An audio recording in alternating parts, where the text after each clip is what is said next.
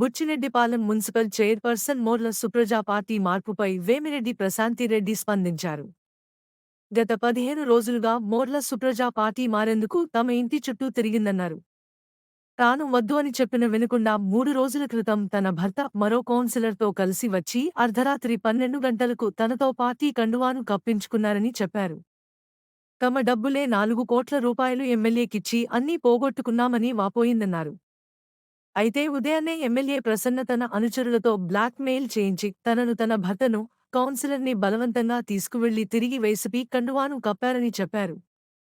తాము బలవంతంగా పార్టీలో చేర్చుకోవాల్సిన పరిస్థితి లేదన్నారు.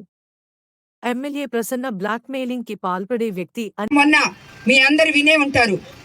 ఈ బుచ్చి చైర్మన్ గత 15 రోజులుగా నా చుట్టూ తిరుగుతూ నేనొచ్చి పార్టీలో చేరతానమ్మా అని చెప్పి నా చుట్టూ తిరిగింది. నేను వద్దు అని చెప్పాను. ఒకసారి ఇంటికి వచ్చింది, వెళ్ళింది. మళ్ళీ ఆమె వచ్చి ఆమె భర్తతోటి ఇంకొక కార్పొరేటర్తో కలిసి వచ్చి నా ఇంట్లో 3 గంటలు కూర్చొని నేను ప్రచారం నుంచి వచ్చేదాకా అర్ధరాత్రి 12 గంటలకి అమ్మ మాకు ఇప్పుడు కండువా వేసి మేము బయట పోతే మమ్మల్ని రానీరు మళ్ళీ అని చెప్పడం జరిగింది.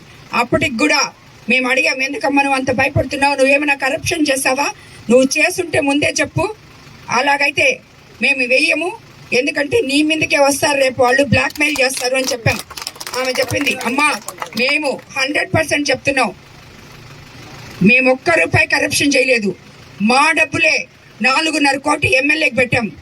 ఈ రోజు మా దగ్గర డబ్బులు లేకుండా పోయాయి, మేము అప్పుల పాలైపోయాం, మీరే మమ్మల్ని చూసుకోవాలి, నేను మీ కూతురు లాంటి దాన్ని, మాకు కండువా వేయండి అని చెప్పి మా చేత బలవంతంగా కండువాలు వేయించుకున్నారు, కానీ మేము వాళ్ళకి బలవంతంగా కండువా వేయలేదు. అప్పటికి చెప్పాను నేను, అమ్మ పొద్దున్న లేసే లోపల మీకు ప్రాబ్లమ్స్ వస్తాయి అని చెప్పి. ఏం పర్వాలేదు అన్నాడు వాళ్ళ హస్బెండ్. కానీ పొద్దున్న లేసే లోపల వాళ్ళని బ్లాక్ మెయిల్ చేసి కార్లు ఎక్కించుకొని తీసుకుపోయి మళ్ళీ వ్యాన్ ఎక్కించుకొని తిప్పుకుంటున్నాడు ప్రస్తుత ఎమ్మెల్యే గారు. అదే అంటే మేము డబ్బులు వాళ్ళు మమ్మల్ని డబ్బులు అడగడం లేదు, మేము వాళ్ళకి ఇవ్వడం లేదు. ఎందుకంటే వాళ్ళు మాకు ఇక్కడ వద్దు అని చెప్పి స్వచ్ఛందంగా వచ్చి మా దగ్గర కండువాలు వేయించుకునే వాళ్ళు ఊరికే వాళ్ళని పిలిచి ప్రెస్ మీట్ పెట్టమన్నారు, వాళ్ళు పెట్టలేదు. ఎందుకంటే అది వాస్తవం, వాళ్ళే వచ్చి వాళ్ళే వేయించుకున్నారు. కాబట్టి ఇలాంటి అబద్ధపు కోర్లు ప్రచారాలు మానేసి ప్రజలకు ఏం కావాలో చూడలేకపోయిన 6 సార్లు గెలిచిన ఈ ఎమ్మెల్యేని మీరు తగిన బుద్ధి చెప్పాలని చెప్పి మీ అందరికీ మరోసారి కోరుకుంటున్నాను.